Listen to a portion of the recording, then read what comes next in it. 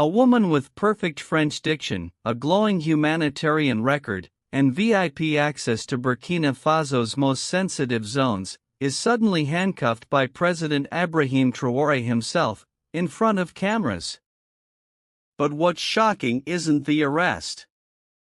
It's what she whispers into Traoré's ear, and how he reacts. She's no ordinary spy. She knows something that could unravel not just France's grip on the Sahel, but Traoré's entire moral compass. Curious yet? Stay tuned, because this story is about to take a dark turn, right here on Courageous Voices. Claire Morrow stepped off the plane in Ouagadougou like a woman already home. Sunlight glinted off her ID badge, marked with the seal of a Paris-based NGO known for post-conflict trauma work. Within days, she was visiting field hospitals, handing out medicine in remote villages, and speaking Mossi with such native fluency that elders paused mid-sentence, stunned. Soldiers called her the French woman with a Burkinabe soul. Children clung to her scarf, and widows wept in her arms. She blended seamlessly, too seamlessly. She was granted access to zones usually locked to outsiders.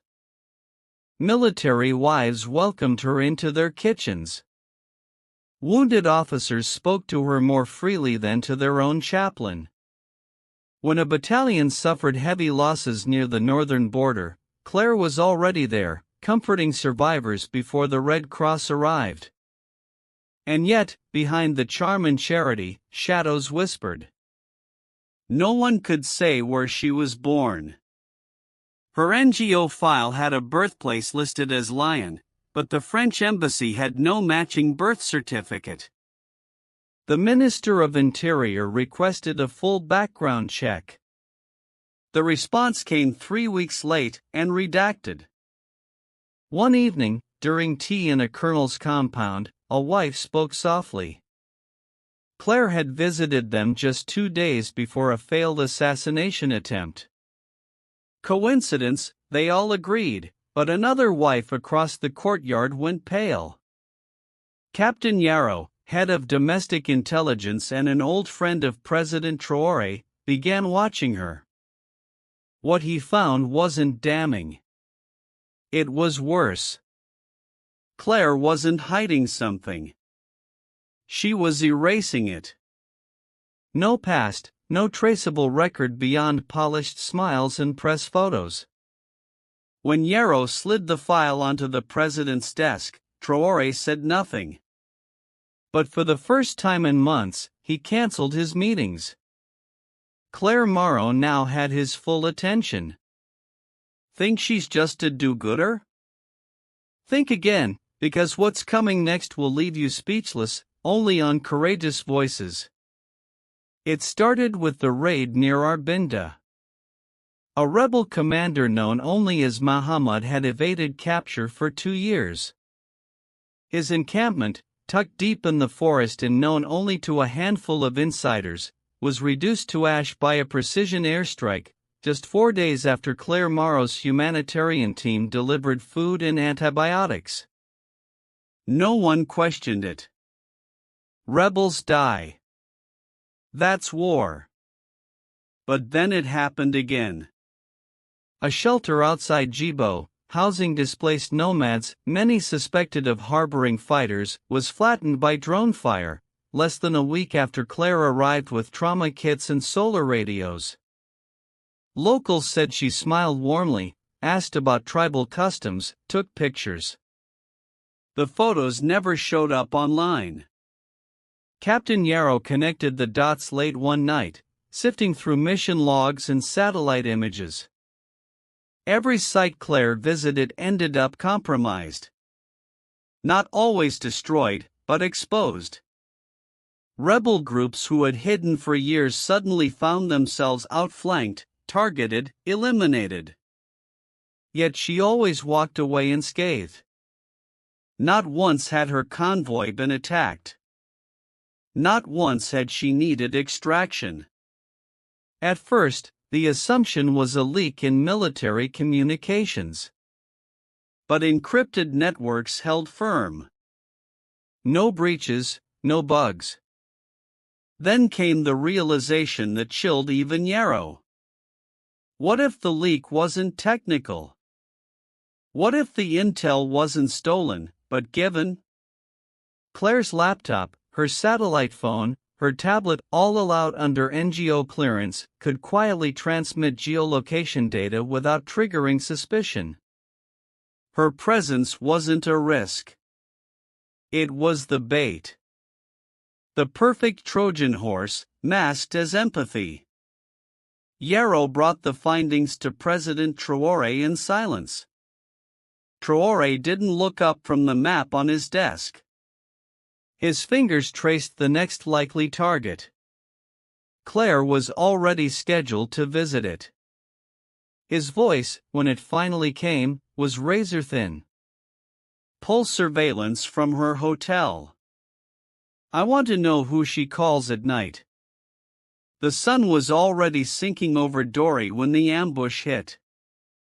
A military convoy transporting wounded soldiers from a skirmish near the Niger border was blown apart, just outside the city's edge. The route had been classified. Only 4 people knew the timing, and Claire Morrow had met with 2 of them earlier that morning, bringing supplies, checking names, asking detailed questions under the guise of coordination. Captain Yarrow stood over the wreckage that night, the scent of diesel and blood still thick in the air. A young lieutenant's body lay crumpled against a tree, his hand still clutching a radio. Yarrow's jaw tightened. He didn't need orders anymore.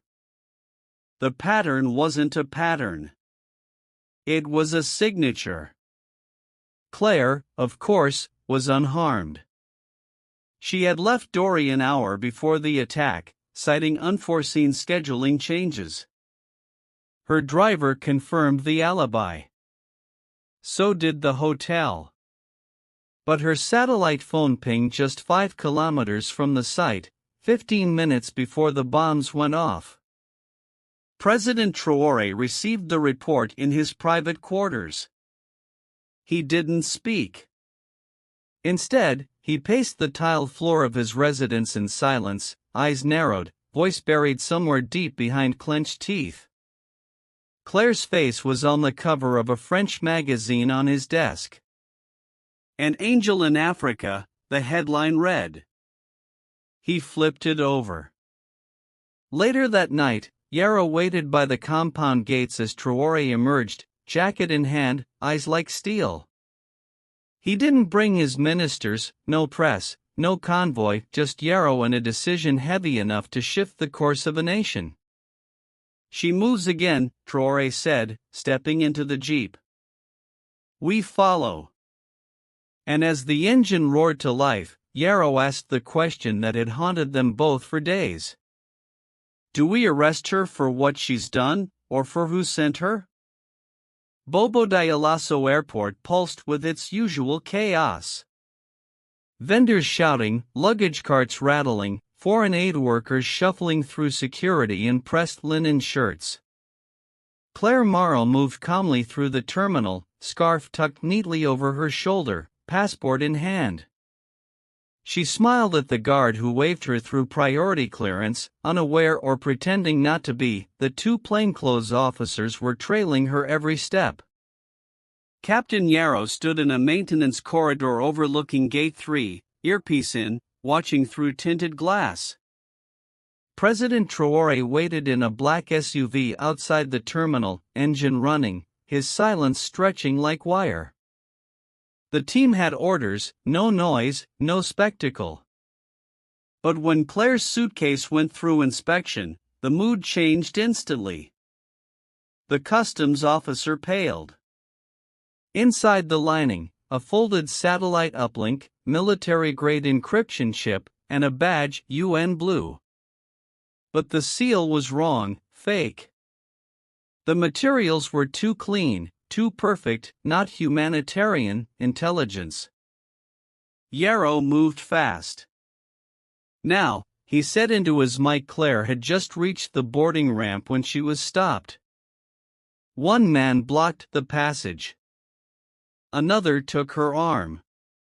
She didn't resist, didn't panic, just turned her head slowly and locked eyes with Yarrow as he approached. "This is a mistake," she said softly, almost amused. Then came the moment no one expected. Traoré stepped out of the SUV, crossed the tarmac alone, and walked directly to her. No guards, no press, just the president of the transition, staring down a woman the world believed to be a saint. She leaned in, her voice barely audible. "You're not the only one who's been betrayed." Traoré froze, her breath still warm on his cheek. For a full second, the air around them thickened with something unspoken. Then his voice, flat and final, "Take her in." Alive. Claire sat in the holding room beneath the presidential compound. Her hands unshackled, her eyes sharp. The walls were bare concrete, the air stale, the silence deliberate. She hadn't asked for a lawyer. She hadn't asked for anything. She just waited. Captain Yarrow watched her from behind the mirrored glass, unease crawling under his skin. Traoré had ordered no interrogation, not yet. Just observation. But it wasn't the spycraft that unsettled Yarrow. It was her calm, her certainty, as if this arrest was always part of her plan. President Traoré entered without ceremony. No security, no press, just him, a folder under his arm, and the weight of a nation in his gaze. Claire looked up, folding her hands as if greeting a guest. "You've been busy," he said, dropping the folder onto the table. Photos spilled out, burned convoys, bombed villages, intercepted calls, satellite coordinates, her trail mapped like a crime scene. She glanced down, then back up. "You know those weren't my decisions," she replied. Traoré leaned in. "Then whose were they?" Claire didn't answer. Instead, she pulled a thin envelope from her sleeve and slid it across the table. Yarrow stiffened behind the glass. Traoré opened it. Inside were photographs, grainy but clear, of a secret meeting between a French oil executive, a Sahelian rebel leader, and a man wearing the insignia of a European peacekeeping unit. "You were never the target," Claire said, voice low. "You were the pawn."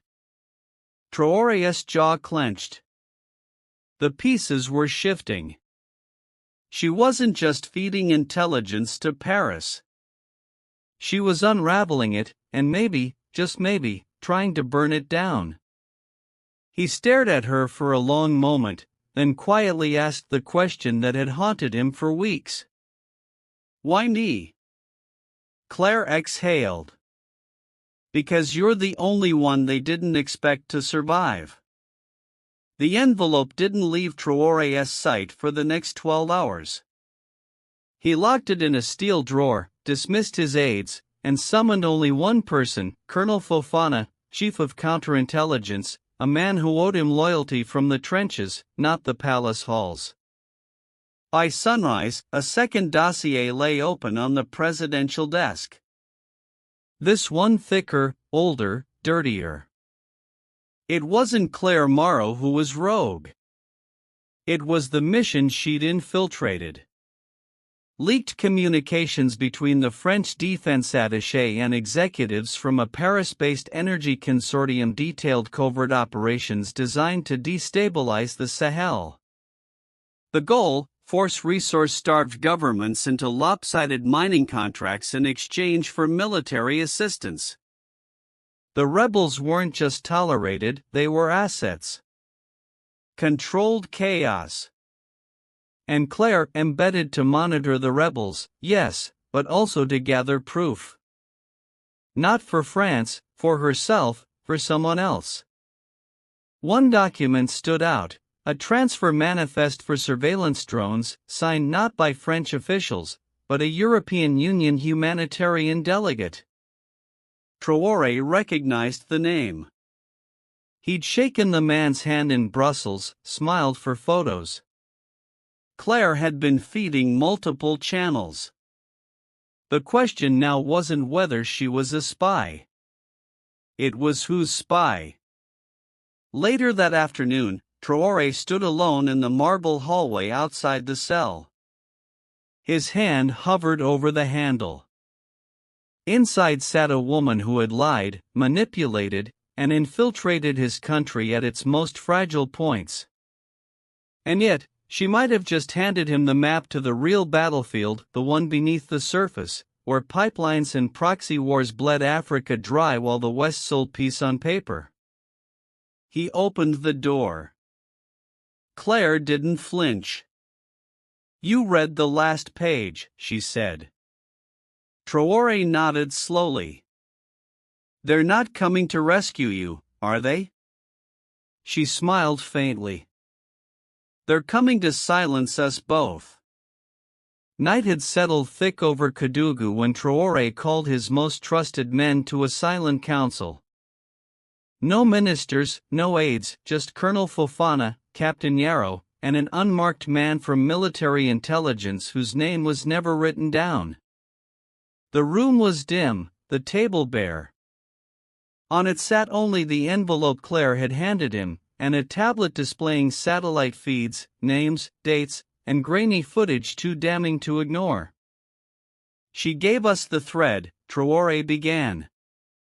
"The question is, whether we pull it." The implications were enormous. If the documents were real, and every test so far said they were, France had not only financed insurgent activity, but strategically sacrificed Burkinabe soldiers for profit margins and regional leverage. The oil deals, the drone strikes, the aid convoys, all puppeteered beneath the illusion of partnership. Fofana wanted retaliation. "We go public. We burn them with the truth. Let the world see what France really is in this region." But Yarrow shook his head.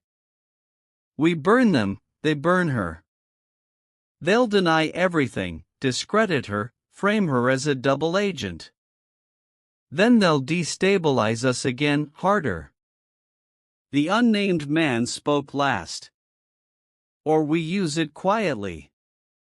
Take the intel, flip it, set traps, forge new alliances, make them think we're still in the dark." Traoré stared at the flickering screen. On it, one file blinked red, an upcoming peace conference in Accra, where key French envoys would appear. If they exposed France there, it could rupture diplomatic ties across West Africa. But it could also unleash open warfare in the shadows. He looked toward the cell block where Claire waited, then back at the men. "We don't just survive this," he said. "We make sure no president after me ever has to beg for sovereignty." And with that, the war shifted underground. The road to Djibo was narrow, broken, and watched. Every turn passed under the eyes of men who didn't wear uniforms, but carried weapons like second skin. Claire sat in the back of a camouflaged convoy, flanked by 2 intelligence officers. No cuffs, just silence. President Traoré had made his choice. He would gamble not on her innocence, but on her information. The convoy reached an abandoned cotton warehouse 2 kilometers outside Djibo. To anyone passing by, it looked like a ruin swallowed by sand. But beneath it, through a hidden trapdoor cloaked in straw and rusted barrels, lay a command node, small, cold, and packed with tech not available in West Africa. Claire led them in. Inside, computers hummed softly. A wall of screens displayed drone footage, thermal maps, and intercepted communications. The operators weren't rebels. They were children, some no older than 15, some missing fingers, others with blank stares and French on their tongues. They worked without speaking, trained to observe, report, and forget. In the corner, 2 men were bound, white, silent, and terrified. One wore the insignia of a French private military contractor. The other, a satellite technician for an NGO no one had heard of, with an EU diplomatic pass in his pocket. Traoré stepped into the bunker last, his face unreadable. He took in the scene: the mercenaries, the boys, the French tech marked with humanitarian logos, and let the silence stretch. Claire stood beside him. "This is what they build when no one's watching," she said. Yarrow's voice broke through. "And what do we do now?" Traoré didn't answer. Instead, he turned toward the children, his voice low. "We bring the world here. We make them look." And just like that, exposure became his greatest weapon. The broadcast wasn't flashy. No national anthem, no podium, no flags, just President Traoré seated at a wooden table in a quiet room, a single folder in front of him.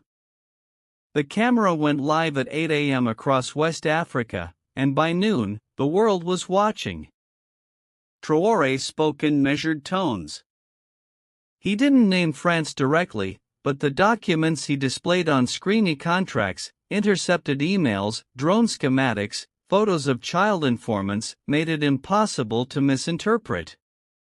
A French energy giant, European peacekeepers, Western-backed insurgents, all tied to operations in Burkina Faso meant to destabilize, manipulate, and extract. Then he did what no one expected.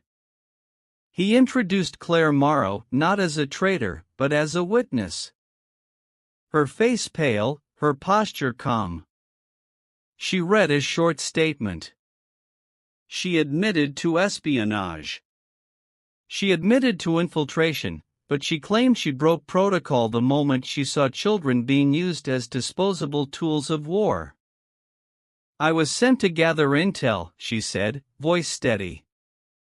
"But I stayed to expose the system that trained me." International networks scrambled. The French Foreign Ministry denied everything. EU officials demanded clarification. Protests flared in Paris and Lyon. African leaders, some cautious, others emboldened, called for a Pan-African tribunal. In Ouagadougou, people flooded the streets, not in anger, but in awe. For the first time in decades, a leader had turned the game upside down, not by begging, not by hiding, but by showing the truth and letting the world flinch. When the broadcast ended, Traoré left the room alone, no follow-up statement, no victory speech. In the silence that followed, one message rang louder than all the noise: Burkina Faso was no longer anyone's pawn. And for the first time, the players knew it. Claire Morrow disappeared the next morning. No motorcade, no flight manifest, no guards trailing her footsteps. One moment she was in the custody of Burkinabe intelligence, the next her cell was empty, its only trace a folded note left on the cot: "Truth is never safe." President Traoré said nothing. When asked at a press briefing, he simply looked into the cameras and replied, "She gave us the key. That's all that matters." Behind the scenes, global tensions churned. France withdrew several envoys under the pretext of security re-evaluation. Aid agencies quietly relocated. But across West Africa, something else took root. In Mali, in Niger, in Chad, young leaders began citing Traoré's speech not just as a moment of defiance, but as a template for sovereignty. Intelligence sharing shifted. Old alliances cracked. New ones formed under the table. And in Ouagadougou's dusty markets, the people didn't talk about diplomatic fallout. They talked about the children in Djibo, the footage of scared boys surrounded by wires and war, about a French woman who had vanished after exposing her own nation's hand. But most of all, they talked about Traoré, how he hadn't blinked when he pulled the curtain back, even knowing the storm it would bring. In the military barracks, graffiti began appearing, not a pawn. On school walls, they used our silence. Now we speak. And in whispers passed between elders and vendors, a question endured, not in fear, but in wonder: how many more truths live in shadows, waiting for one man to bring them into light? Because while the world debated sanctions and denials, in Burkina Faso, one truth had already taken root: the game had changed. And this time, it was Africa that dealt the first move. If this story opened your eyes, hit that like button and subscribe to Courageous Voices for more powerful, untold truths from Africa's front line of justice. Don't forget to turn on notifications so you never miss a story the world tries to silence. What would you have done in President Traoré's place? Drop your thoughts in the comments, we read every single one. Share this video if you believe the world needs to hear the truth behind the headlines. Your voice matters. Let's make it echo, with Courageous Voices.